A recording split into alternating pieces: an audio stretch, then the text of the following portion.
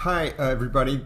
This is Dan Rubright with St. Louis Classical Guitar, and I'm so excited today to be able to speak with Jiji, who is such an amazing guitarist, just renowned, accomplished, award-winning, and innovative. And Yes. I'm just so glad. I want to speak with you a little bit because I know you're coming to St. Louis Yes, on Saturday, February 28th for a concert, I and we're so know. So delighted that you'll be soon. back with this. So I'm going to start with this question, okay?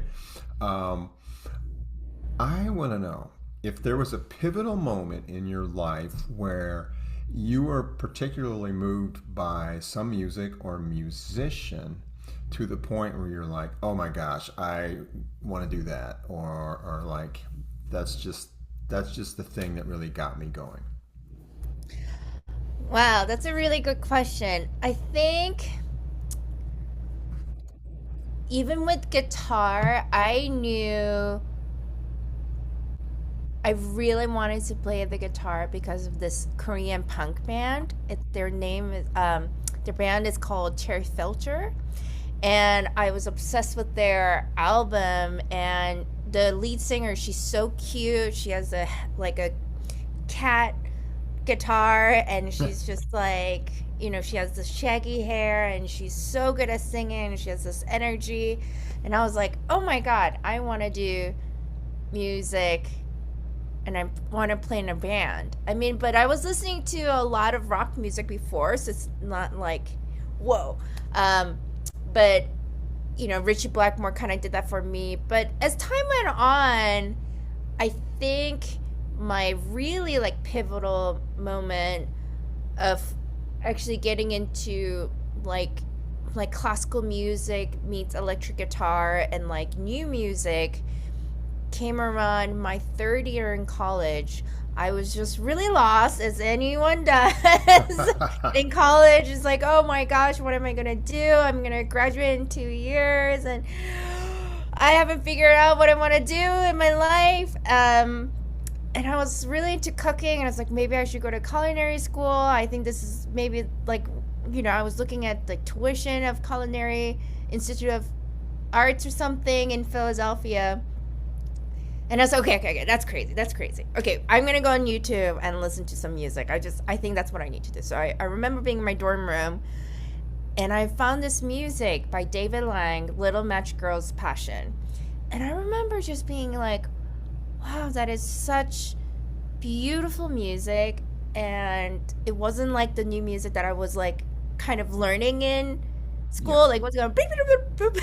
I mean, I love that stuff, but it was this kind of moving thing, and it was beautiful, it was simple, and very like, I don't know. I remember being like, I want to do that. I want to be part of that music scene. And then so I realized I wanted to go to Bangor Ken Summer Festival, where David Lang, Julia Wolf, Michael Gordon, Bangor Ken All Stars musicians, they kind of teach you about new music, and you do all new music stuff for 2 weeks in this beautiful museum. And that kind of changed my life. That actually changed my life on how I approach my recitals and my music making, because music is music. It doesn't have to be kind of categorized. What I fear the most is like, oh, if you're a classical musician, you can't do electric guitar, or you can't be in a band. And I was like, oh, there's no such thing as that. So yeah, I think two moments in my life. That's phenomenal, and that really ties into the work that you're going to be bringing as you Yeah. come, which is guitar electric, basically version of. Tell me how this project evolved, and how would you describe it for our listeners? So, this classical goes electric program, what I'm gonna do is also there's gonna be visual element. This actually was program that I've been thinking about for a long time, and then it has to do with a lot with nature. So, this project came around because of Seattle Symphony reached out through their Octave 9 series, which they have these crazy like LED paneling all over the venue, and they have these constellation sound system. So it's super immersive. It's really cool. And they asked if I could come up with like an audiovisual recital.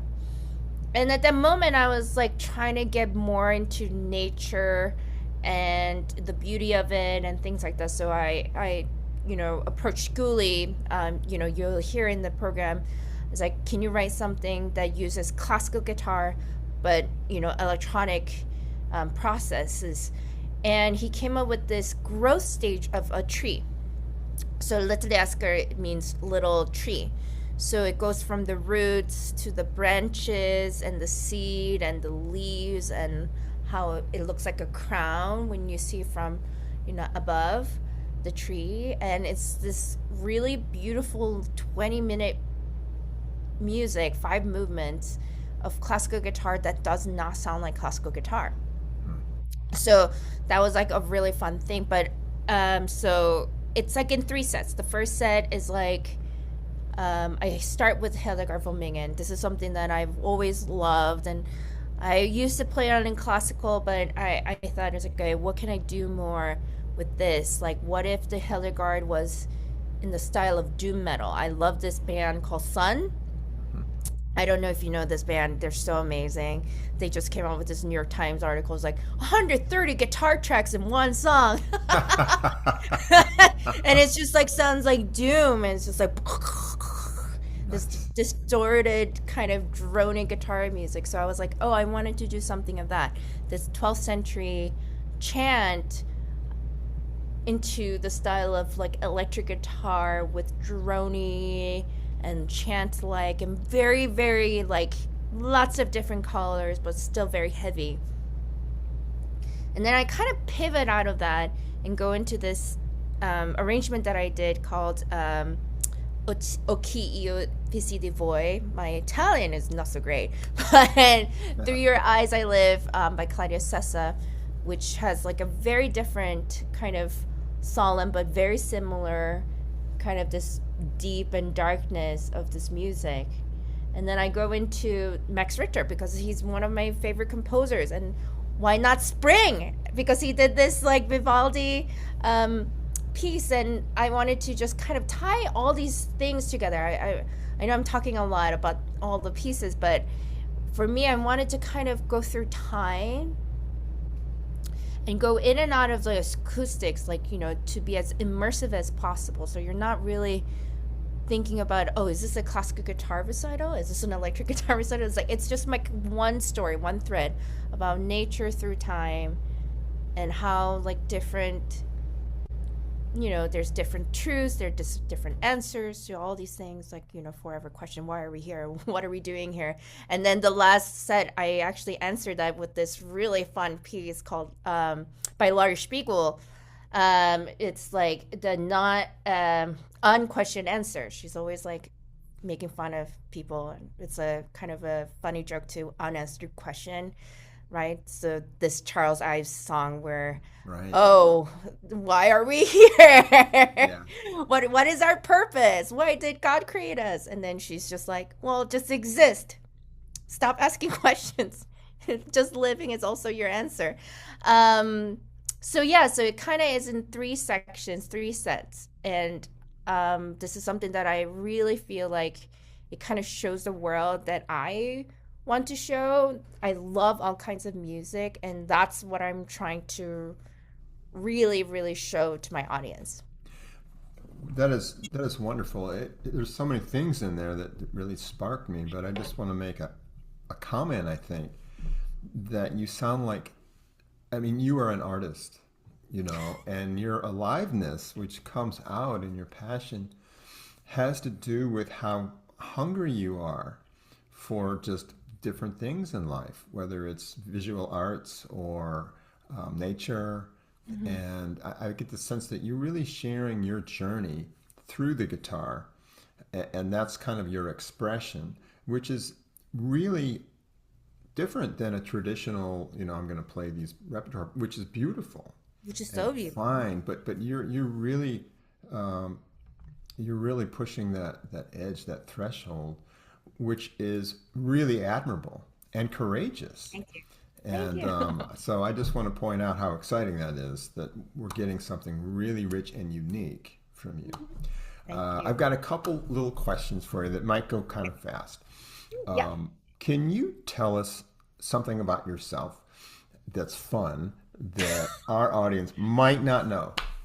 Um, well, I mentioned about the cooking thing. I am consumed with my life of making sourdough bread and yogurt, and I pickle things a lot. I just feel like I'm on this clock of this like living things, market organ, uh, and it's just like I have this scare going on because my husband's is Icelandic, so I decided to this year to start last year to make skyr, which is very like Greek yogurt, kind of like yogurt, and it's so many stages, and I'm like that's like my weekly thing, and I feed my sourdough and it consumes my life, and like my colleagues love my bread, so I'm always like I feel like I'm managing a microbrewery, a micro bakery out of my kitchen. And then I love kimchi, and then if I'm making kimchi I have to make 10 kilos, which is like 20 pounds of kimchi, because when you make it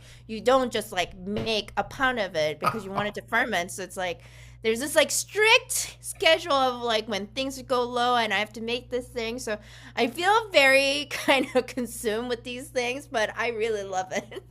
I just want to point out that cooking is basically composition, right? Yeah. So the way you're talking about food, I'm like, well, you're talking about the way a piece of music comes together. I mean, it's right. You're mixing Yeah. these colors and try. Anyway, I've thought about that a lot in my own life, so I love it when I hear you say that. Yeah. Let's see. What for younger people listening to this, younger guitarists coming up, what two pieces of advice would you give them?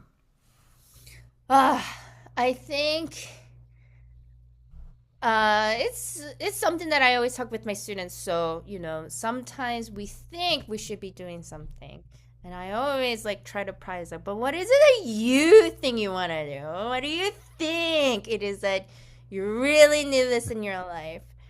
And rather than this external validation, right? And then also my second thing is like stop comparing. Oh my gosh, nobody cares, nobody thinks that, it's like, oh, everyone thinks that, oh, it has to be perfect to put it online, or it has to be perfect.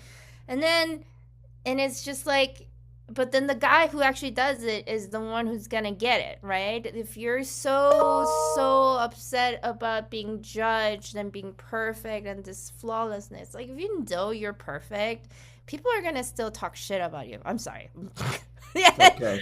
Or if they don't care about you. I mean, I'm trying to think of like the world, I mean, the most beloved person. I don't know. Like everyone was like, there's something that people will try to nitpick. But I think it's okay.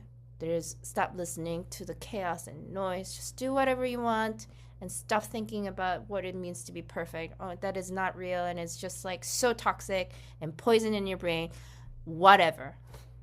I love that answer. I love that answer. I've thought a lot. I'm a musician, a jazz guitarist, my whole life, Yeah. and I've done a lot of teaching. And what you said really resonates with me, because so often students will just get hung up on how do I do this, and I'm comparing myself to this person or that person, and they get stuck and lose the joy of it. Yeah, I know. What happened to the joy of playing guitar There you and go. being so silly? Like, Yes. that's so silly. It's Yeah. so good. Yeah, you gotta. I mean, for me, it's like nurture the joy of it, and then the rest of it will follow. But you've got to, Yeah. put it. Anyway, I could go on. Yeah. Uh, so you've been to St. Louis before. I know. Yes. You were here recently, and it was a wonderful concert. Do you have any good memories of coming to St. Louis that you would Oh my like to gosh, share? yes. Oh my gosh. So I think we were staying at the Cheshire, this amazing Tudor style kind of hotel, and these Scottish group of men were there for like bachelor, no, like a wedding. So there was group of men just singing, and they all each had a bottle of whiskey, right? It was, and they all wore those skirts, right? Those like Scottish kind of.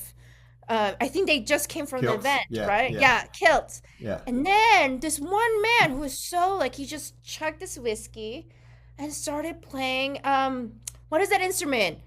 Bagpipe. Yeah, Bagpipe. yeah. And we just listened. I mean, there were these people in the lobby, just we just gathered and listened for an hour, and it was so beautiful. Nice. And we saw them in the morning, and they looked very quiet, hungover.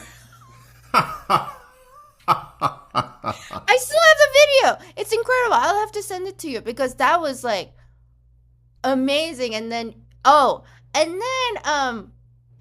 was told, you guys, oh, St. Louis pizza is so bad, it's so bad. And I was like, I'm gonna have, oh my gosh. And I was just like, you know what? I'm gonna go and have one because like he was just like, oh, we use like this cheese and it's different, and you know, I don't think it's good. And I was like, I don't know, like how could pizza be bad? And then Brian was like sort of freaked out, and I was just like, I'm gonna go to this chain. I think there was this one chain that Emos, sells. yeah, yeah. We went. It's totally fine, totally great. I loved it. I really loved it. Because I even did a video of like the reaction video, and I was like, this is a totally acceptable and great pizza. Oh, I love to hear that. We actually do test certain touring musicians, and we kind of say, would you like some pizza? And sometimes they go to emos, and we're always like, do you like it or do you hate it? Because sometimes people hate it, but most people actually, they really like it. I like it. Me too. You know, and I'm whatever. It's all about you. I just love that answer so much, and I cannot wait for when you come to St. Louis. It's just going to be so much fun, and we're going to encourage people to really check this out because you've been sharing so much about yourself, and it's I'm inspired. Like I want to go practice now. So I want to thank you for taking time out of your schedule to talk to me today, and I can't wait to see you hopefully soon. The end of next month. That's going to be here super fast. So I know, like I can't even believe it's January 15th. I was like, what? Didn't the year just happen? Yeah. I wanted to slow down. It was crazy. All right. Thank you so much, Jiji. Thank you, Dan. Take care. Thank you. Bye. Thank you. Bye.